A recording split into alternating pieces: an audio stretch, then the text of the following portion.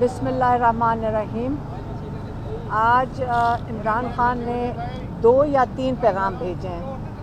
पहला पैगाम उन्होंने कहा है कि आप जो हुकूमत है ये इस वक्त पीटीआई के लोगों को अगवा कर रही है और उनको मिसिंग पर्सन बना रही है।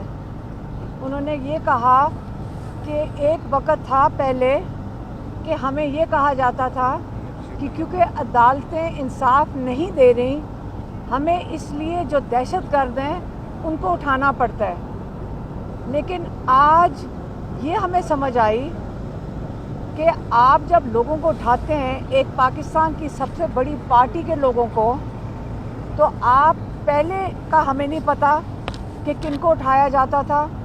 आज पता चला है कि आप किसी को भी उठाकर आप गायब कर देते हैं। आपने पॉलिटिशियंस की फैमिलीज़ को उठाया है, आपने वर्कर्स को उठाया है, उनकी इतनी बुरी हालत में वो वापस आते हैं।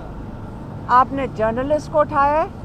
और जब आप इस किस्म का जुल्म करेंगे तो आपको ये पता होना चाहिए कि ये जो एक इदारा है, जो हमारी फ़ौज है और हमारी बड़ी कीमती फ़ौज है, आप पूरी अवाम में, क्योंकि पीटीआई सबसे बड़ी पार्टी है, इसका मतलब अवाम में सबसे ज़्यादा मकबूल है, और इसका ये भी मतलब है कि सारी अवाम में आपने हमारी फ़ौज को बदनाम किया, क्योंकि ये हमारी फ़ौज नहीं कर रही। ये एक फ़र्द वाहिद है जिनकी इंस्ट्रक्शंस में ये नहीं पता कौन करता है। आप जेल में चले जाएं, आप यहाँ डेप्यूटी जेल के जो सुपरिटेंडेंट हैं या सुपरिटेंडेंट हैं, आप यहाँ किसी को कहें, कानों में आके लोग बताते हैं कि ऊपर से हमें ऑर्डर आया है कि इमरान खान बच्चों से बात नहीं कर सकते, इमरान खान को अखबार ना दिया जाए, इमरान खान को 20 दिन के लिए एक सेल के अंदर बंद कर दिया जाए, क्योंकि ये जेल के कवानीन के बिल्कुल ख़िलाफ़ है। तो ये कौन इजाज़त दे रहा है और ये कौन जुल्म कर रहा है? इमरान खान ने कहा कि एक शख्स और आया था पाकिस्तान में, उसका नाम था जनरल याहिया खान, और जनरल याहिया खान ने बांग्लादेश में, जो आज बांग्लादेश है तब ईस्ट पाकिस्तान था, ईस्ट पाकिस्तान में बिल्कुल यही किया था।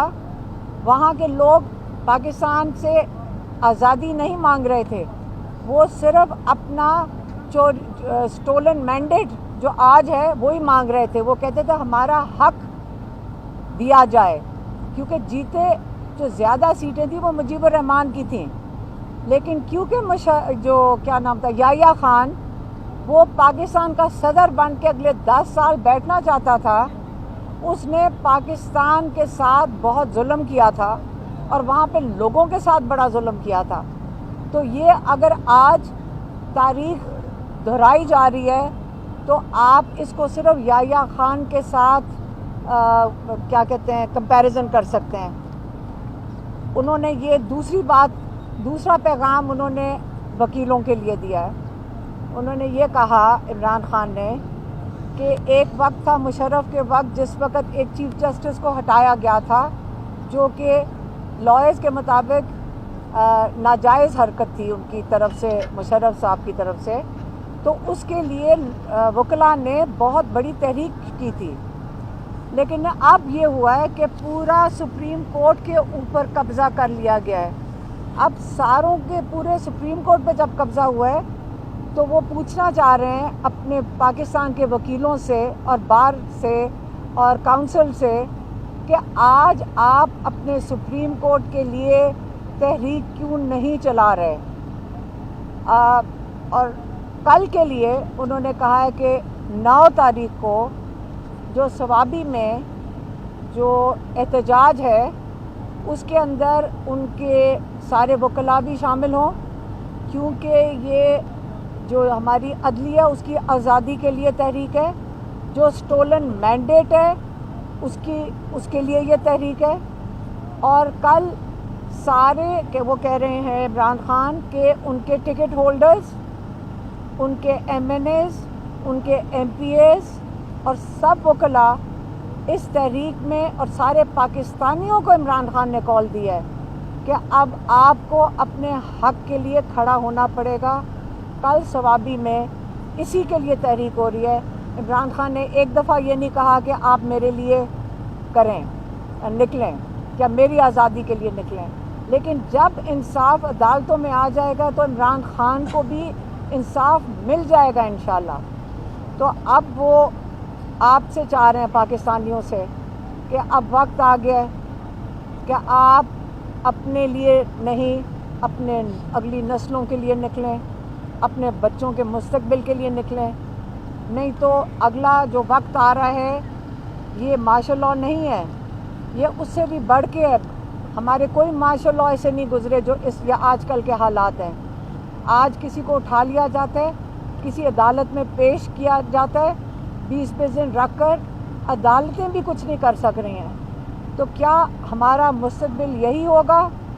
اب وقت آ گیا ہے کہ ہمیں سب کو قربانی بھی دینی ہے. ہمیں کھڑے ہونا پڑے گا، ہمیں اپنی آزادی کے لیے کھڑے ہونا پڑے گا. ہم یہ اس قسم کا ظلم، اس ظلم کے خلاف کھڑے ہونا پڑے گا. اور یہ عمران خان کا پیغام تھا کہ اگلا جو لائے عمل ہے، انہوں نے یہ بھی بتایا ہے کہ کل 9 تاریخ کو اگلا لائے عمل دیا جائے گا. تو یہ جو تحریک ہے اور یہ جو فیصلے ہیں آزادی کے، عمران خان نے کہہ دیا ہے کہ یہ آئندہ کے لیے یہ سڑکوں پہ ہی حل ہوں گے، کیونکہ ہمارے پاس کوئی فورم نہیں رہ گیا جس کے اوپر جا کر ہم انصاف مانگ سکیں. اور نہ ہی ہماری جو عوامی ادارے ہیں جہاں پہ، یا ہماری نیشنل اسمبلی ہے جہاں اسمبلیاں ہیں، نہ وہاں پہ ہمارے نمائندے ہیں، نہ لوگوں کے نمائندے اسمبلیوں میں ہیں، اور نہ ہی اس وقت ہماری عدلیہ آزاد ہے.